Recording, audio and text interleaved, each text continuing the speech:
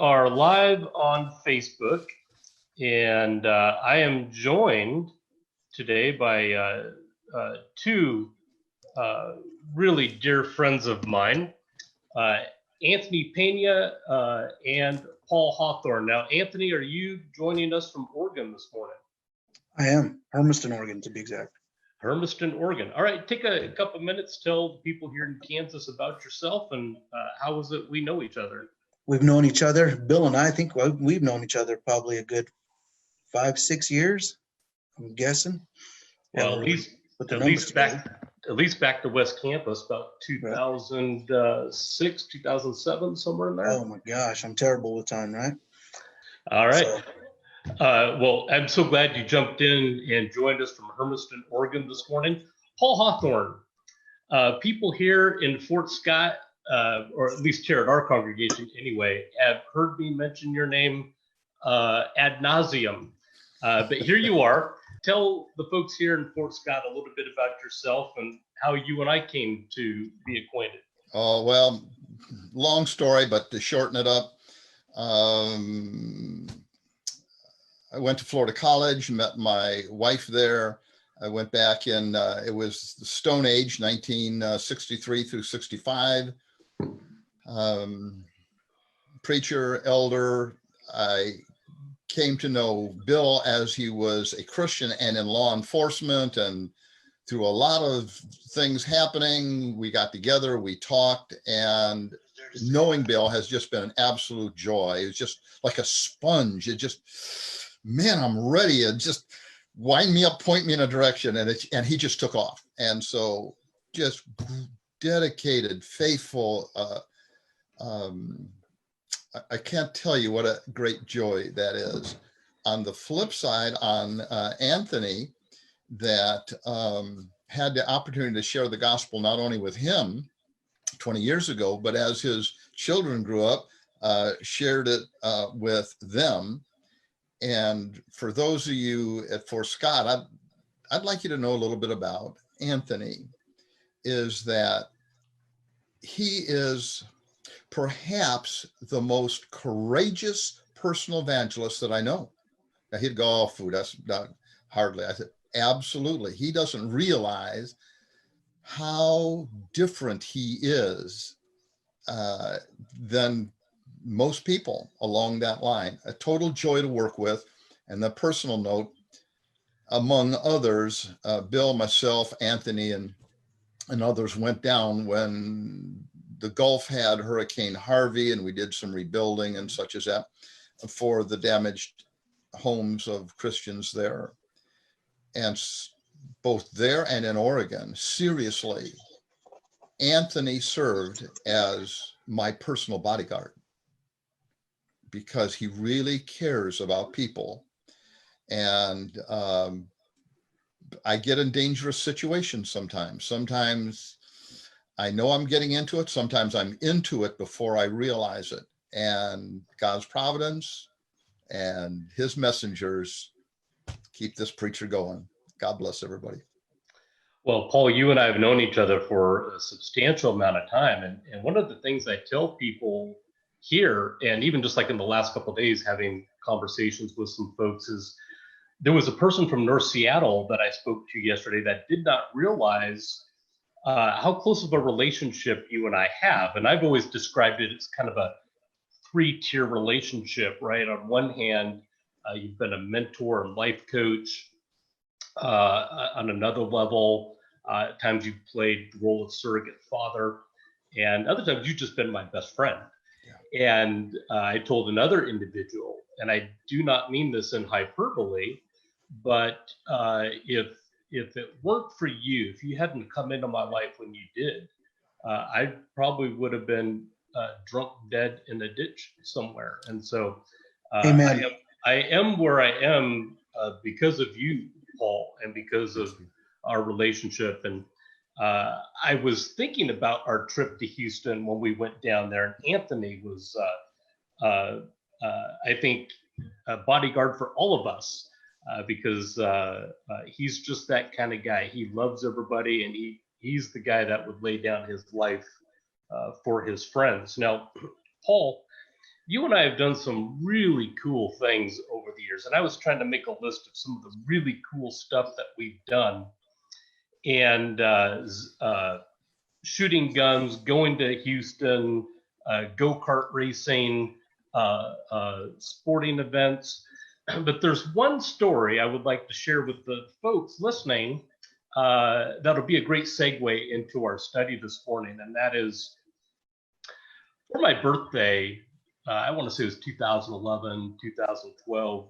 A handful of us went ziplining. Do you remember that? Certainly. Rocky and Debbie were there, Stephen Mel Finley, your daughter Joy. And so there were a handful of us that went that day.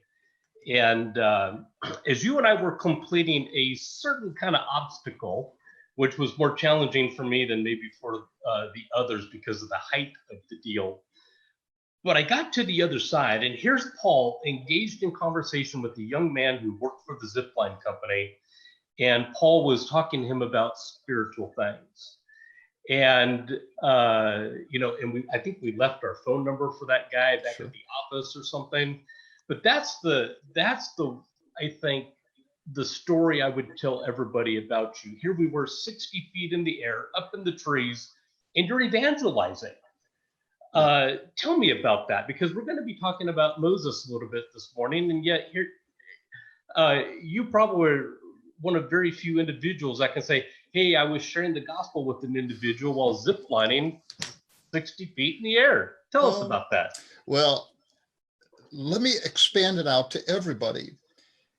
If you see yourself, well, I'd like to be involved. I have encouraged people for years. Where God needs you is wherever you are. And be thinking about not, well, if I had Bill's background and knowledge, I could get up in the pulpit. You have a pulpit every day. When you go to the grocery store, you go to the gym, at teens, you're going to school, you're in college. You always have an audience there that you can be the best you can be and maybe reach out. So think about it. And perhaps later in the lesson, we'll talk about, a number of ways where you can reach out to people in a very natural way. Mm-hmm. So whether you happen to be zip lining or you're in the martial arts studio, wherever you are, you always have an opportunity to say, hey, how's it going for you? And there'll be some segue you can get from here to there. If you do anything, that's one thing I want you to think about. You're in the grocery store, you're in the bank. You can look for an opening that'll change that person's life. Because as Bill and Anthony said, that how I shared things with them that really helped. Guess what? We've all had that, because somebody entered my life as a delinquent teen and said, essentially, there are better choices. And I didn't until they showed it. Wow. Yeah.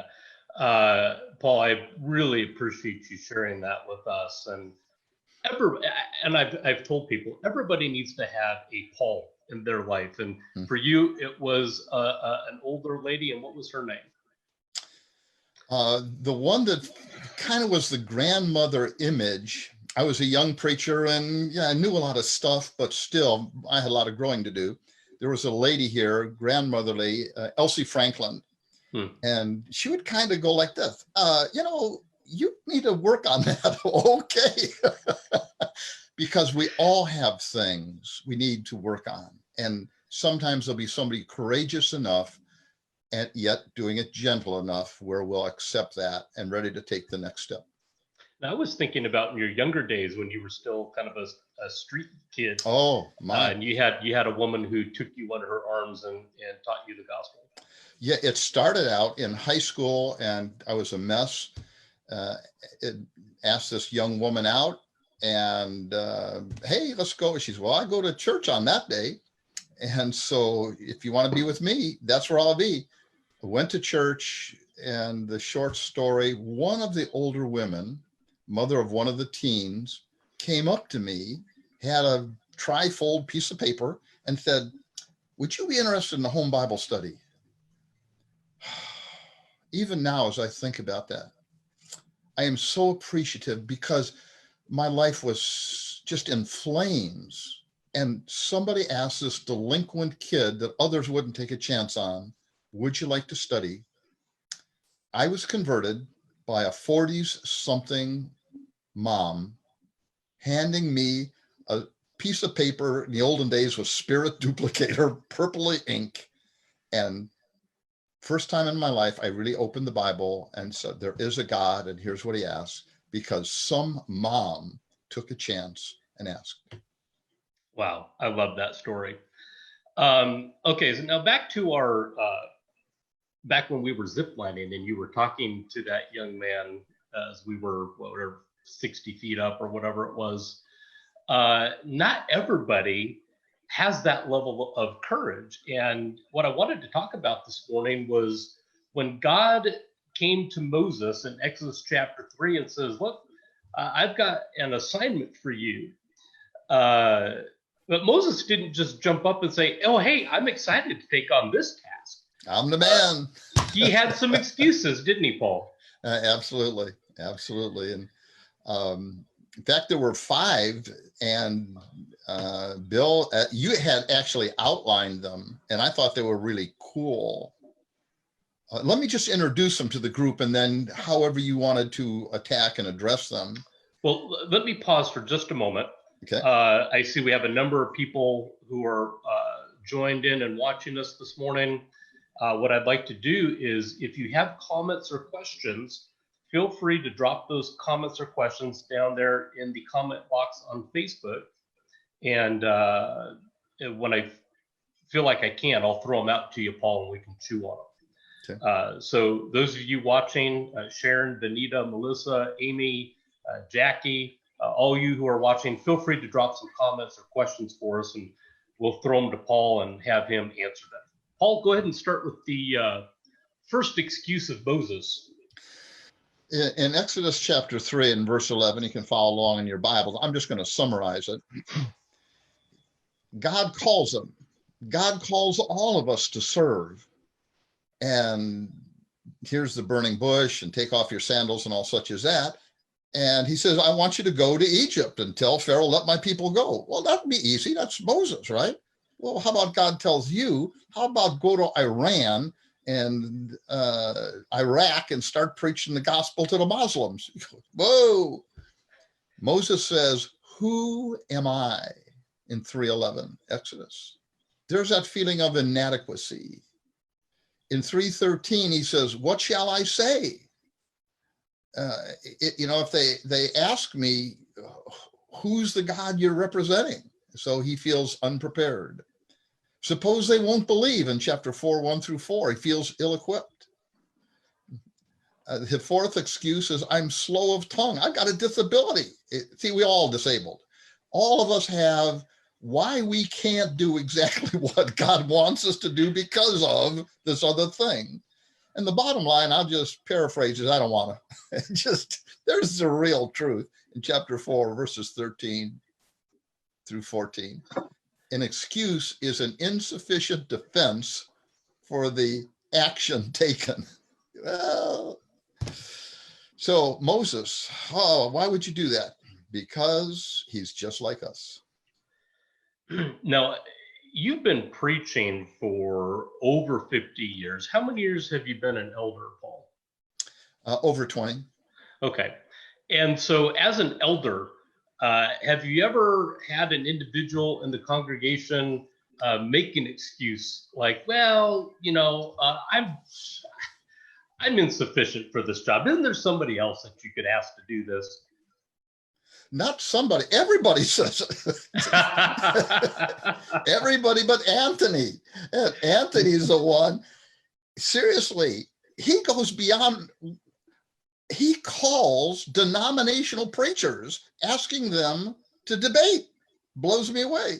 And so almost everybody, family members, Christians, 20 years, 40 years, oh man, Paul, you can do it, but I don't think I can, because there's always some explanation. Now, Anthony, you are a very interesting individual to me, because you and your wife are extremely courageous in having two sets of kids with some gap in between those sets of children. Now, as a dad who also has some of your adult children work for you at your business, what kind of excuses have you heard from them, and maybe just in a practical business sense?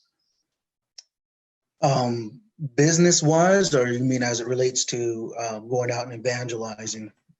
Well, let's just talk about the business. Like, hey, maybe Anthony Jr. Hey, I need you to do this and this and this. I mean, I'm sure the kids don't always say, "Oh, Dad, I'd be happy to do that." Same old excuses, yes, after this is done, or after that is done, I got this to do in 4 hours, so I can't do the 30-minute deal you're asking me to do right now. After this certain match is done, when they were younger, where they're playing video games, they just never done that part before, so maybe someone else should do it this time, and so they want to pass on it. Just the same old excuses that you're going to get from most teams. Really, like Paul says, I guess when it comes down to it, you just either don't want to do it or not ready to do it for whatever reason. Yeah. Now, Paul has noted several times your level of courage and willingness to just talk to anybody about the gospel.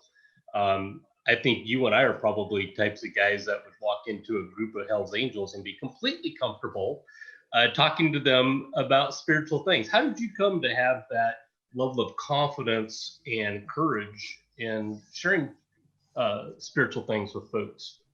I never really thought of it that way, to tell you the truth. I just am. I'm able to speak okay with one-on-one in large crowds. It's another story. But one-on-one, I will bring up just about anything. And if I see something wrong, I got a problem with me where I got to speak up and say something. Mm-hmm. My kids and my wife are always looking at me like, as soon as they see something or hear something, they're looking at me like, Dad, just let it go. And I might let it go once or twice maybe, but then I'm just like, hey, excuse me, what about this or what about that? In any realm, religiously, business wise, or just, whatever it might be, I'll have to say something. And I'm not always in your face and poking you in the shoulder or anything like that, but I will mention something to kind of call you out a little bit and see what your excuse is for that. Maybe you made a mistake. Maybe I'm making a mistake, but I will bring it up. Let me jump in and make an observation, and then you guys can figure out who wants to handle this. Anthony made just a passing allusion. I don't know that others caught. 1-to-1, man, he's King Arthur, the Lion-hearted. But for years, well, Anthony, why don't you give a lesson? Oh man, if there was 3 people, how would I handle that? And so the value in chatting about that for a minute is there's a variety of ways we can serve.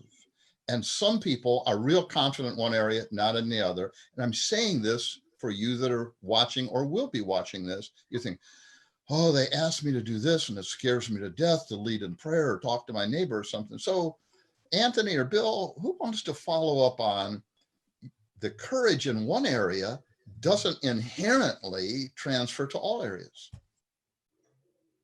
Well, yeah, I mean, when it comes to getting up in front of the congregation, whether it's leading a prayer, helping on the Lord's table, or I remember the first time you asked me to give a lesson to the congregation, I think most people would rather die than get up and do any form of public speaking. Now, I don't know why, but I was an extremely bashful child. And even through my teens and early 20s, terribly bashful. But I've been able to overcome my fear of getting up and doing public speaking.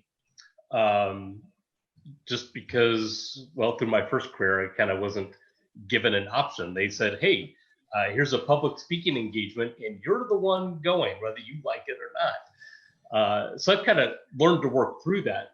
But Anthony, you raised your hand. Why don't you jump in here?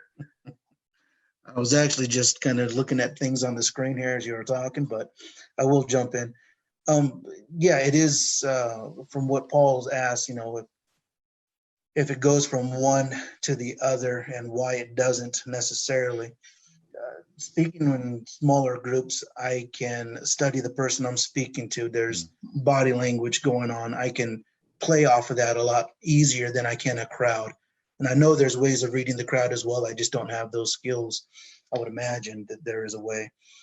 But reading one-on-one, if I can see you, if I can watch your eyes, I can watch how you're standing, if I can watch even how you're breathing, I'm pretty adept at reading those cues and speaking in a way that will, kind of bring you back in or kind of calm you down or whatever the case might be. But bringing those skills to a crowd, they don't go straight over as far as I know.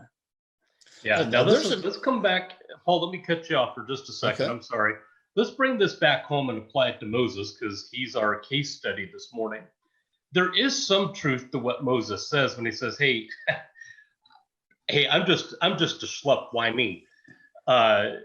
Because by ourselves we really are insufficient. But in 2 Corinthians 3:5-6, we see that God is the one who makes us insufficient. You can go over to Acts chapter 4, verse 13, and save for Paul, these apostles were uneducated men, but look what the Lord was able to do with them. And if we apply Paul's famous statement in Philippians chapter 4, verse 13, through him I can do all things. So we are insufficient in and of ourselves, but in Christ, we should be able to overcome our inadequacy to be able to serve his kingdom. Paul, what do you say? Well, yes, and everybody would agree with you, except when it applies to themselves. In that case, right. But see, here's this other thing. Luke 14, verse 18, but they all with one accord began to make excuses. The reality is, everybody is reticent and feels somewhat awkward. Mm-hmm. Everybody is busy and has limitations and opportunity. Everybody faces a society that's distracted and worldly. Everybody's required to use their talents. Mm-hmm. But I know that works for you, Bill, because you're in law enforcement. And it works for you, Anthony, because you're just naturally tough. But see, whoever the person is, I think about it, and just in the pit of their stomachs, there is butterflies. And they don't know how to get from what it says to where they really are. When I was a younger preacher, I was in a congregation north of here. I preach in Tacoma, Washington now. And there was an elder that was just kind of I'll move a little closer. There was just kind of, he was strong-bodied and just seemed fearless. And I asked him, I said, doesn't anything intimidate you? And he said, we all have butterflies. He said, you just teach them to fly in formation. Okay. So somehow, whatever it is, that it just scares us to death, but we know we need to do it. There's a way of getting there. The passages that you used shows that we should. Then right. We have to figure out, how do I do that?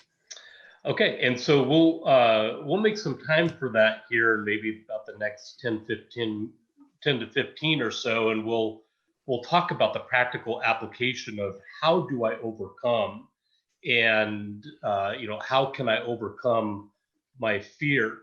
Again, I see we have a number of people tuning in and watching with us.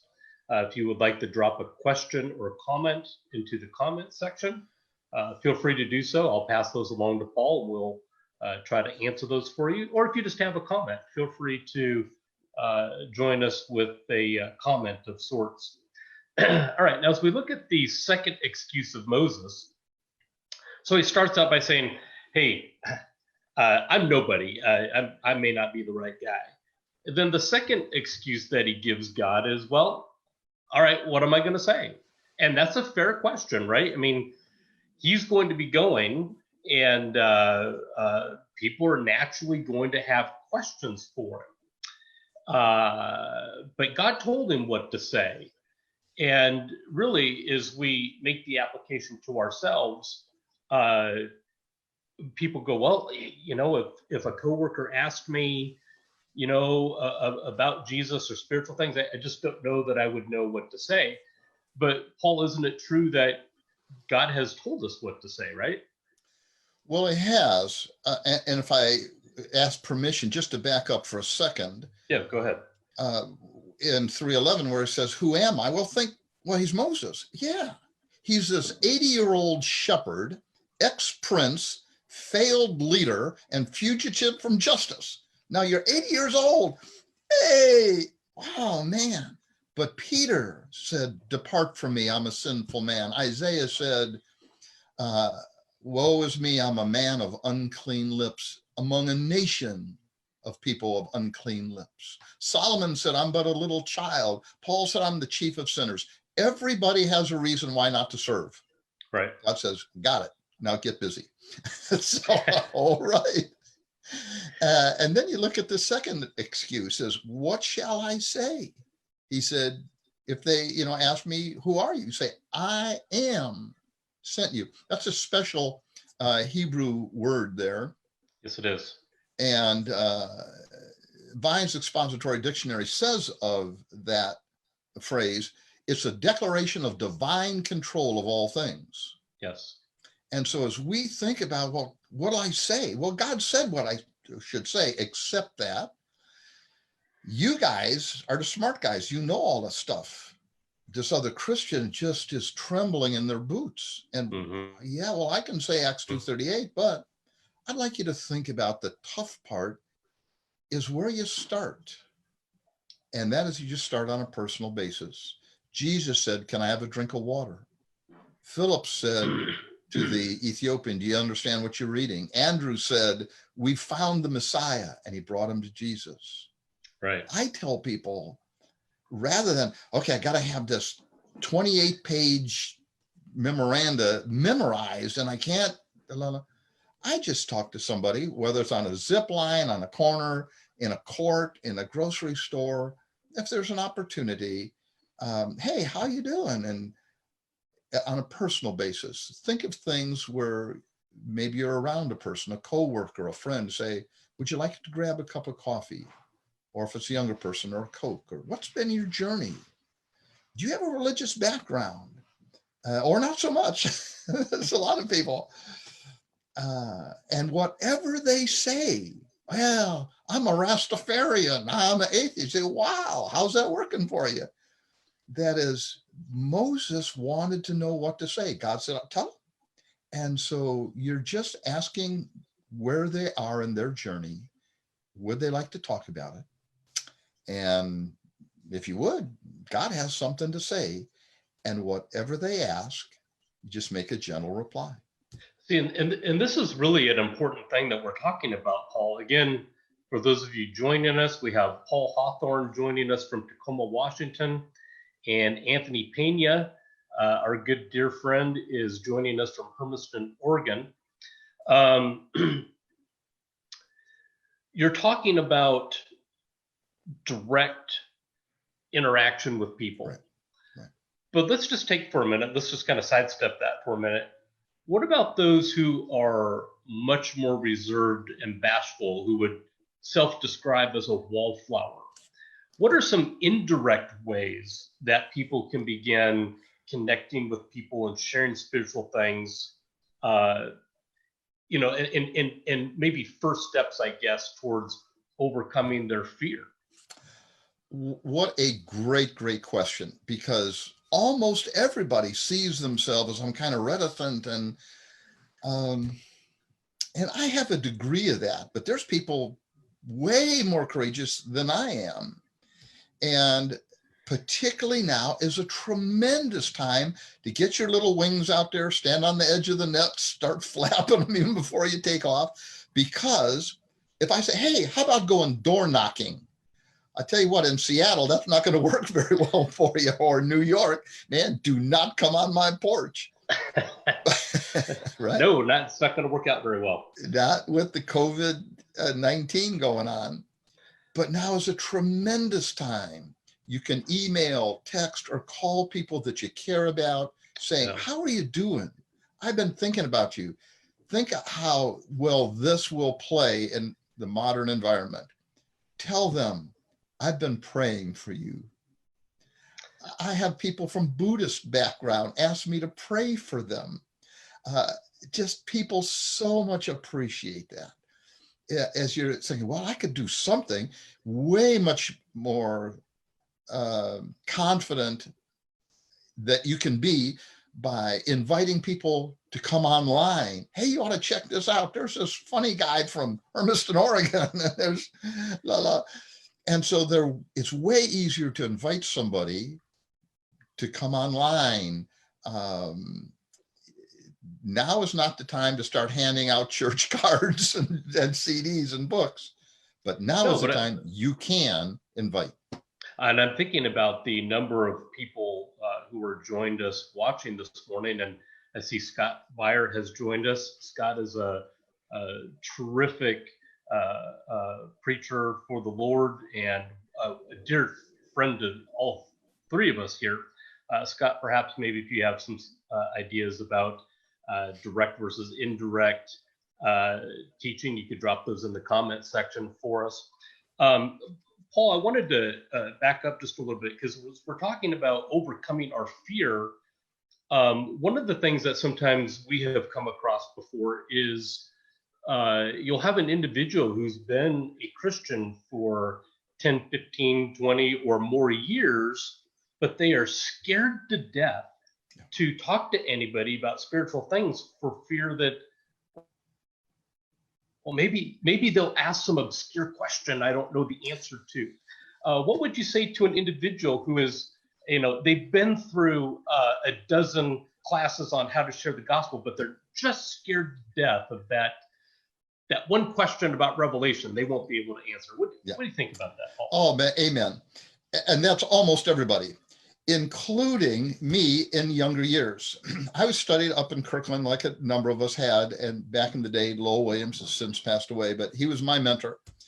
I was there 5 years. Different people would be preaching, Jim Putterbaugh, and Putterbaugh was the one finally said, Paul, what are you still doing here? I said, well, I'm studying.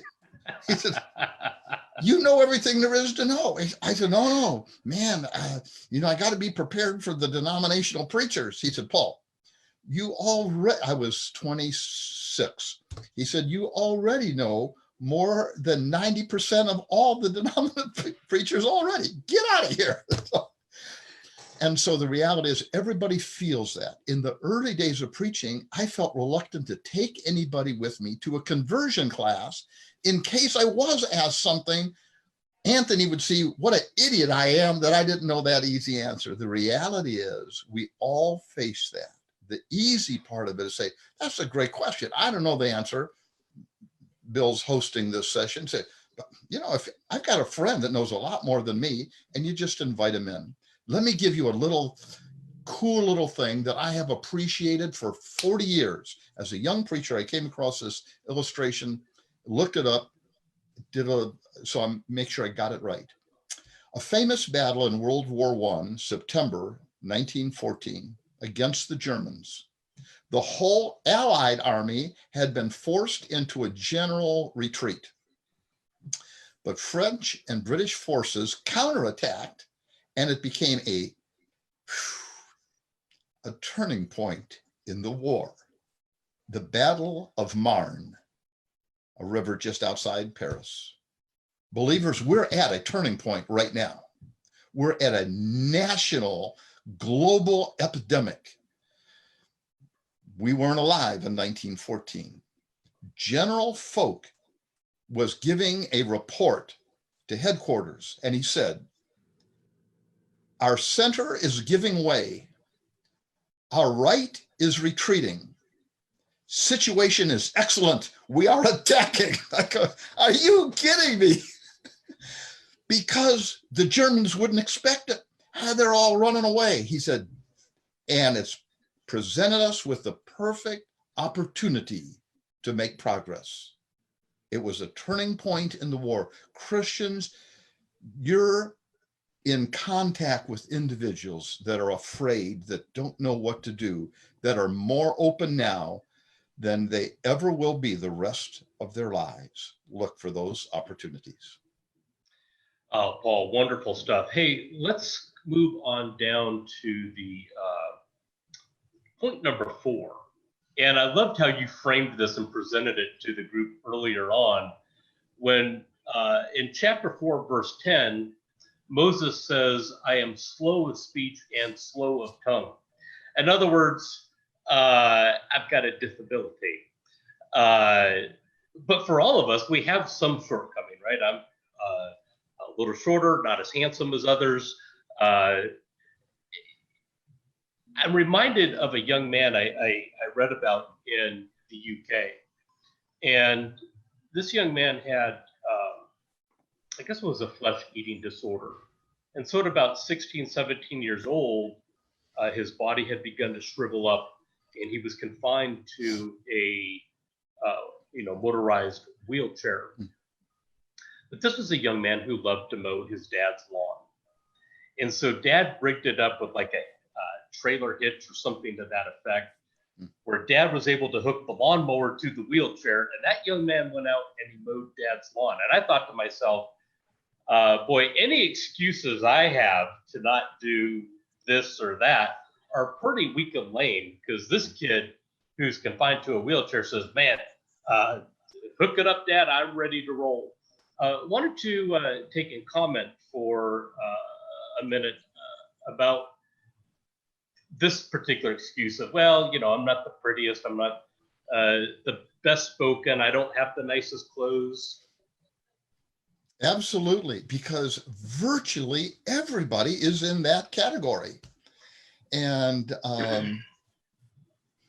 true confession time, as a young preacher, I remember telling Glenda, seriously, Lowell Williams, just brilliant. Other individuals, tremendous memory.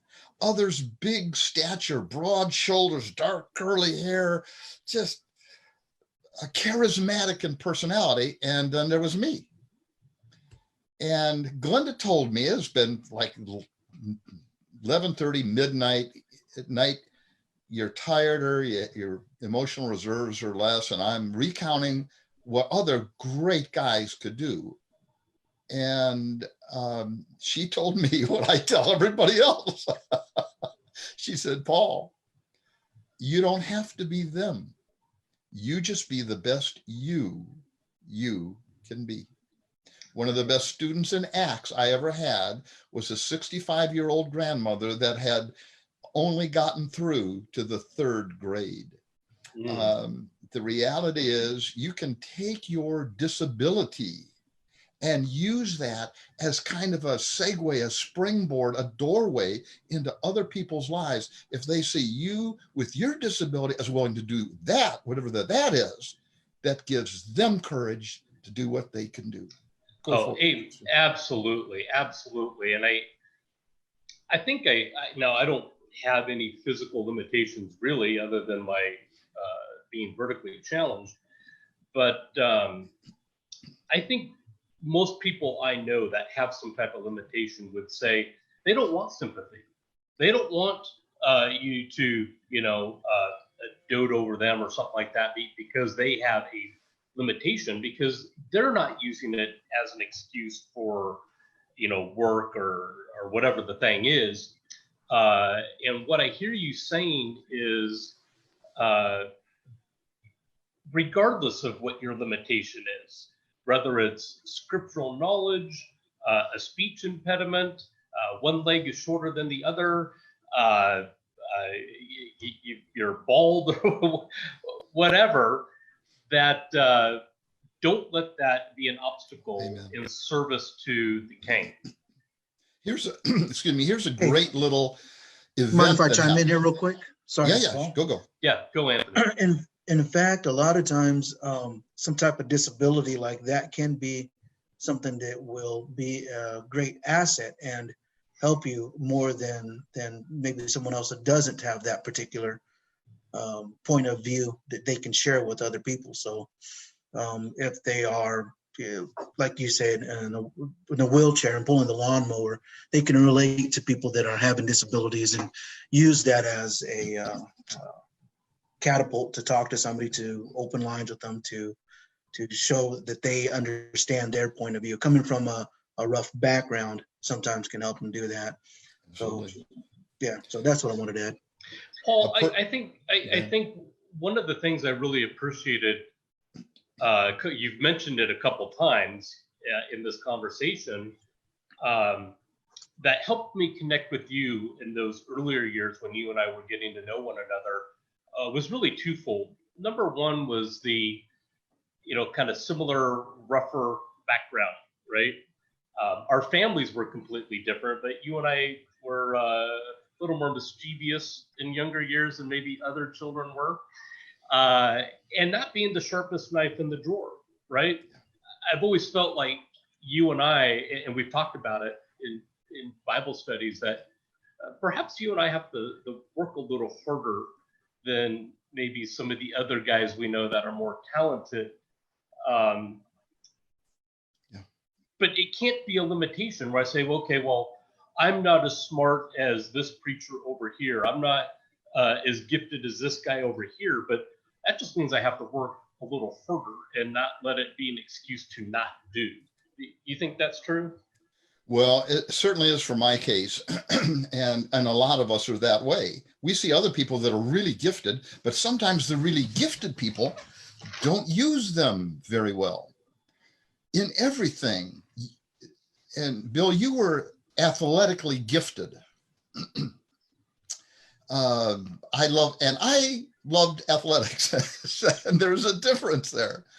But I found what I could do in whatever team I played on, from my standpoint, if I worked twice as hard as everybody else, I could make a contribution.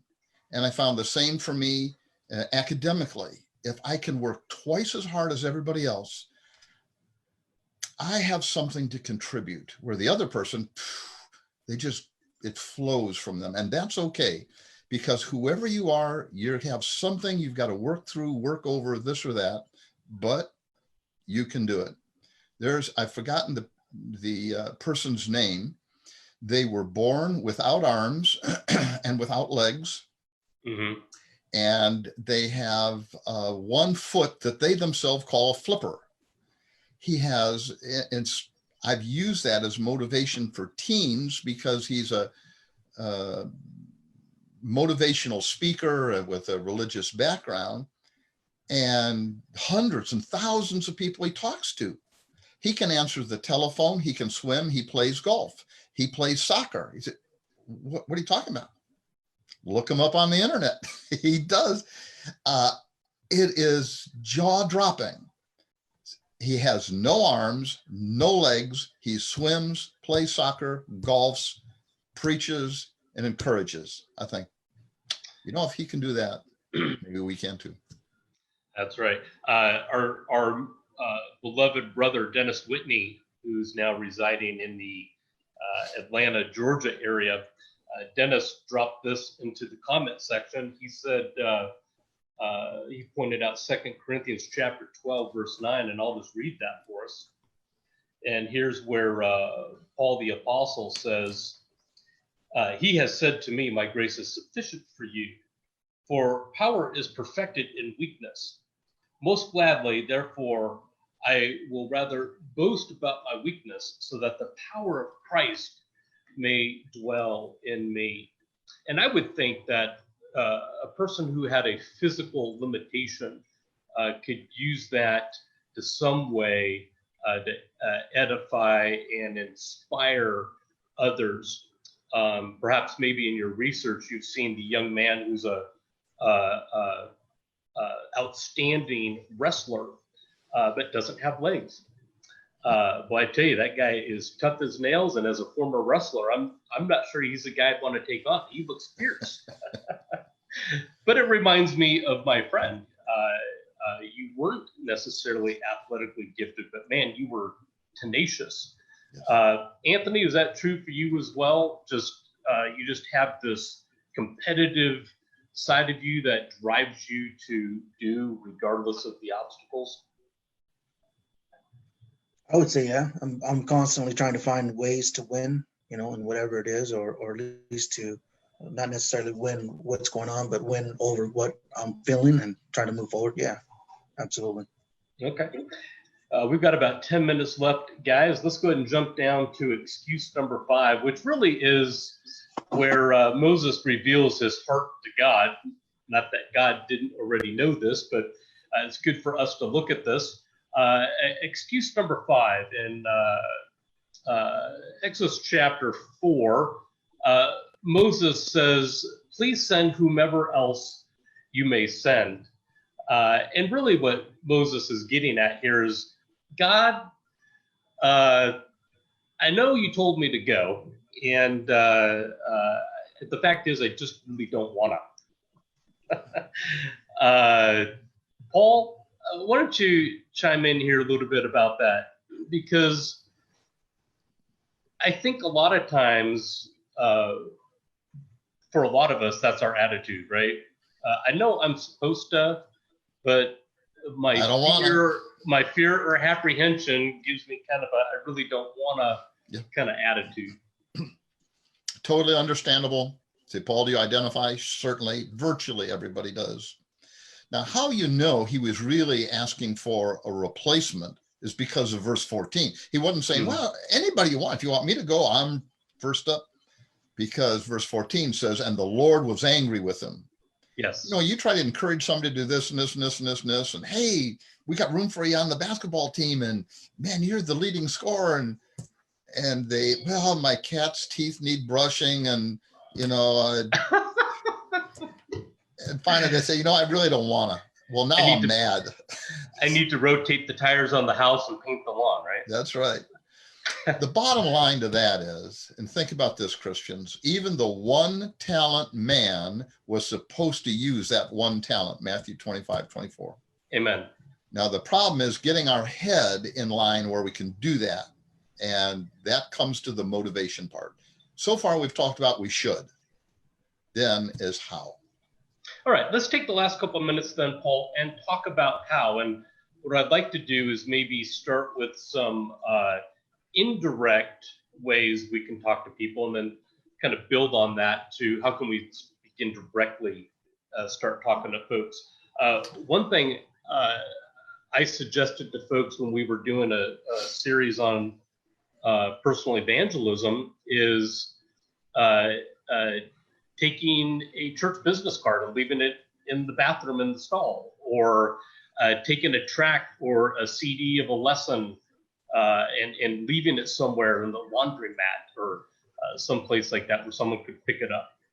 I once heard about a guy who had been a school janitor, and somebody had left a Bible tract in the restroom, and he picked it up, read it, and the legend goes that he became a believer in Christ and became a preacher. So you never know who you'll reach by doing something like that. But I think somebody who is more bashful and reserved needs to maybe think outside the box as to how they can reach people. Do you have some suggestions there, Paul? I do. Let me start, though. The place it begins is the mind. Mm-hmm. And let me ask Christians out there, are you concerned that you or your family might contact and a loved one die of COVID? Would that be of note to you?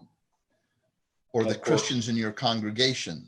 Are you praying for them? You say, oh yeah, maybe like we haven't prayed for a while. Are you praying for everybody? 2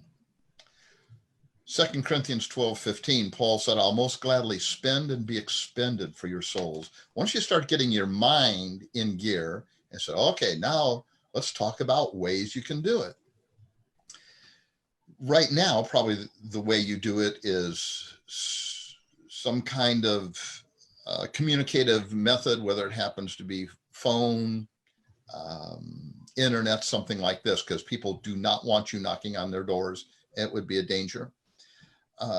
One thing, Scott Beyer is, if he's still with us, Bill mentioned is on, one of the elders up there in Monroe when he was a young man, and they're just going from, I think, from California up to Alaska and stopped in Port Angeles maybe, and had a boat and they needed to fix it and went to the laundromat, and somebody had taken just like a piece of paper, and you see in laundromats how you tear off this little piece with the phone number, and it talked about this gospel meeting that's going to be held on the book of Revelation.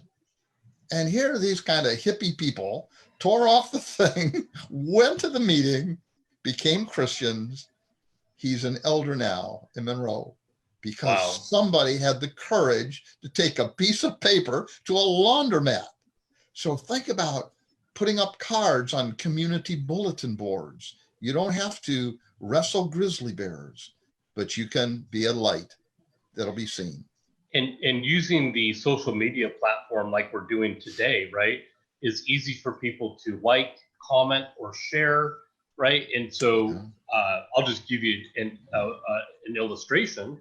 I reached out to Miranda on Sunday and I said, hey, is it okay if Dad sends you, our sermon from this morning? Oh yeah, send it on. And so, I send it to her and she's able to watch that. And so that's one way, right, in which, especially in this platform, that we're using today, that people could share. Just last night, a young man that I had been studying with, some things came up where we couldn't. He said, let's get back. I thought, and do it by Zoom. I thought, well, I hadn't thought about that. Guess what? We're doing it with Scott, doing it with Bill. I hadn't thought about this guy. And he said, well, if we're doing that, can I post it on Facebook? So here people have their own accounts. That hadn't even crossed my mind. Wow. And so you're sharing with friends who are sharing with friends. That's right. For example, if we asked 5 people to share this particular video today on their Facebook page, how many more people could potentially see that? And that's an indirect way of sharing spiritual things for those who would self-describe as more timid and bashful. Let's take our last couple of minutes, Paul, and talk about how we could segue from indirect to maybe more direct type of sharing. And Anthony, feel free to chime in at any time if you've got some thoughts on these things. I'll give a couple things and then turn it over to Anthony. I try to do it in just a natural way. And I just ask questions. Well, hey, glad to meet you. And where do you live? And sometimes they'll ask me, what do you do? Well, I'm a preacher or an elder, and I worship here. What about you? What I've just done is I want them to tell me a little bit about their journey. People are afraid to do that because what if they ask a hard question? I don't care what they tell you. Your first response can be, wow, hey, I've come from Kenya. My father had 7 wives, one of the Christians in our congregation. That's their situation. What do you say? Wow, you don't have to be, was like one quarterback said, he wasn't a genius like Norman Einstein. Well, there you go. Let me say this one thing and then I'll bounce it up. Because people are afraid. Eleanor Roosevelt said, you gain strength, experience, and confidence every time where you really have to stop and look fear in the face, and you must do the thing you cannot do. Much to my dad's chagrin, I grew up much more a Clint Eastwood fan than a John Wayne fan. But Kimmy bought me a little sign that we put up in our living room over kind of my seat on the sofa there. And it's a quote from John Wayne, and it says, courage is being scared to death, but saddling up anyway. Yes. And so Christians, as you think about being more bashful and reserved, there is a job to be done. You can have a spirit like Isaiah that says, okay, God, I'm ready, whatever you need me to do. And even though I'm scared to death, I'll find a way to do it. And so we're just trying to give people some suggestions and ideas how they can overcome their fear of person-to-person contact. Maybe you start out with indirect methods, but then as you grow confidence, as you get some traction under your feet, you can start, like Paul says, very gently, just some direct kind of methods. Invite. Here's a quote, and this will be my last one. Everybody has heard there's nothing to fear but fear itself. What people generally lose track of is how it came to be said. I mean, we're in tough times. Global pandemic, financial shutdown, unemployment. In 1933, Franklin Delano Roosevelt, in the teeth of the Great Depression, said, first of all, let me assert my firm belief that the only thing we have to fear is fear itself, the nameless, unreasoning, unjustified terror, which paralyzes the needed effort to convert retreat into advance. Christians, we're overcomers. Great stuff. Anthony, do you have some closing thoughts for us as we get ready to close down our live stream today? Speaking to somebody about the gospel, I'm a little bit different than your guys' approach.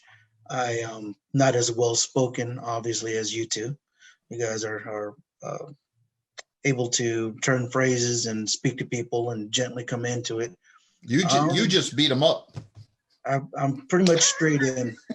The way I'll do it is I'll just come up and ask them, what it is, what they do and how they handle their religious aspect of the life, not just like that, but then I'll ask them if they've ever studied the differences between their church and the church that I go to, because obviously they usually ask what I'm doing with my life. And then I'll just go right into the differences, and I'll start going into the Bible with that. And I actually get very good response. I get people that are listening. I get people that are asking questions about it. And yeah, I may get stuck here and there on something, but I'll write it down and I'll always get back to them. I've had debates on my phone that will go on for days and days. I've gone into churches where I've spoken, one-on-one with preachers and asked them their views on different things, and asked them to look at certain scriptures and asked them to explain the scripture and why their view is different. And I like to get in and just go straight toward it myself. I'm a little bit different that way. That's the way I like to do it. Now, get me in front of a crowd, kind of like right now, and I'll just rather just kind of sit in the corner and just kind of hang out and watch everything. But if it's one-on-one, if it's, a couple, 2 or 3 on one, let me in. That's how I do things. It's a little bit different than what you guys are talking about, but it is a way and it does work. All right, guys, we are come up against the clock. The clock waits for no man. Guys, let me give you each 30 seconds to give some closing comments, and then we'll go ahead and end the broadcast. Anthony, we'll start with you. I guess excuses are something that's going to stop you in your mind, but the excuses really don't have to. You just have to move forward and continue to move forward. And when you do get stuck, if you do get stuck, just find a way to win. If we're talking about excuses today, that's what I would say. Just continue to move forward. I, for instance, was not expecting this to be a live broadcast. And this is kind of some big deal for me to do this, but I told myself I was going to stick through it to the end, and here I am. So if I can do it, you can do it. All right, excellent, great, man. I really appreciate your thoughts there. And Paul, we'll give you the floor, and we'll have you close this out. A wrap from my end would be Ecclesiastes, that Scott and Byron and I will be talking about tonight. One of the passages talks about how 2 are better than 1, and a 3-fold cord is not quickly broken. Amen. Both Bill, Anthony, and myself found that when we were in Texas working together. The aspect of mentorship and encouragement, they talked about what they got from me. I want you, Christian, to know what I got from them, their dedication and strength and attitude of overcoming and being victorious. Now, how I'm going to apply that to you, Christians, you do the same wherever you are. That is just kind of being the Lone Ranger out there. It gets kind of lonely. Well, maybe you got Tonto, but it's great if you have, some more of the cavalry with you. And so we do that, the 3 of us, for each other. And so somebody looks to you, whoever you are, as being their light, their strength, being, you say, oh, I'm not a leader. You are to somebody. Maybe it's a teenager. Lead forth. God bless. We'll see you at the top of the pass.